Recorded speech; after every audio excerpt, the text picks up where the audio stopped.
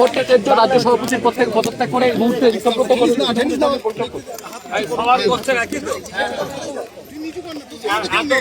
এতদিন মমতা ব্যানার্জি তৃণমূলে হাঁড়িতে মধু ছিল, তো ওখানে বসেছিল। এখন মমতা ব্যানার্জি তৃণমূলের হাঁড়িতে মধু নাই, সেটা ছাড়তে হবে। এর থেকে আবার পরিষ্কার কি হতে পারে? তিনি বলছেন আদর্শহীন মানুষ মৃত মানুষের নাই।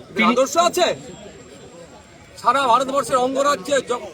সেই তার সময় একটা মহিলা অর্থমন্ত্রী ছিল না, তখন মমতা ব্যানার্জি যাকে, যিনি অর্থমন্ত্রী না, মানে অর্থনীতিবিদ না হওয়ার পরও একজন আইনজীবীকে অর্থমন্ত্রীর চেয়ারে বসিয়েছিলেন। আমি মমতা ব্যানার্জির চরম বিরোধী, তার আমি চরম সমালোচনা করি, কিন্তু তার কাছ থেকে যারা প্রিভিলেজ নিয়ে আজকে এইগুলো তার সাথে আচরণ করছে, তারা আমার নজরে আদর্শচ্যুত, আদর্শহীন। তিনি বলছেন যে তিনি একেবারে যেদিনকে মানে বাজেট পেশ হতো সেই সকাল পর্যন্ত তার কাছে কোনো খবর থাকতো না, তিনি খালি বাজেট পেশ করতেন। এতক্ষণ মনে পড়ছে তার, তখনই ছেড়ে দিতে পারতো তো। কিন্তু একাধিক বাজেট পেশ করেছেন, একটা দুটো তো বাজেট পেশ করেননি, তখন ছেড়ে দিতে পারতো। ও ক্ষমতা হস্তান্তর হওয়ার পরে মনে পড়ছে কথাগুলো, না তাকে ফাংশনিং করতে দিত না, তিনি নাম কাওয়াস্তে মন্ত্রী ছিলেন, এসবগুলো এখন মনে পড়ছে ফায়দা নেওয়ার জন্য।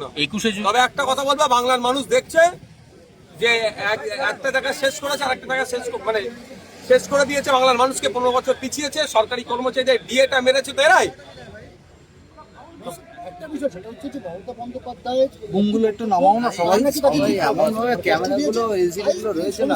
দেখুন, একটা সিঙ্গেল যদি তার কথা দিয়ে একটা মন্তব্য দিয়ে আঘাত পেয়ে থাকে, তাহলে দল ছেড়ে চলে যাওয়াটা একটা অনুগত সৈনিকের পরিচয় হয় না। চন্দ্রিমা ভট্টাচার্য বলছেন যে তিনি বারমুন্ডা মন্ত্রী ছিলেন, কোনো কাজ করতে পারতেন না। দেখুন, আমরা তো বিধানসভার মধ্যে দেখেছি তিনি কি করতে না করতে।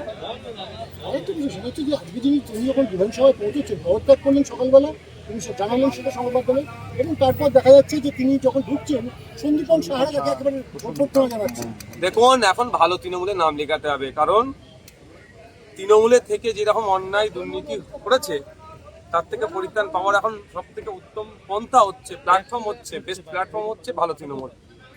তথাকথিত ভালো তৃণমূল নাম লেখাচ্ছে। তিনি কি পা মেলাচ্ছেন?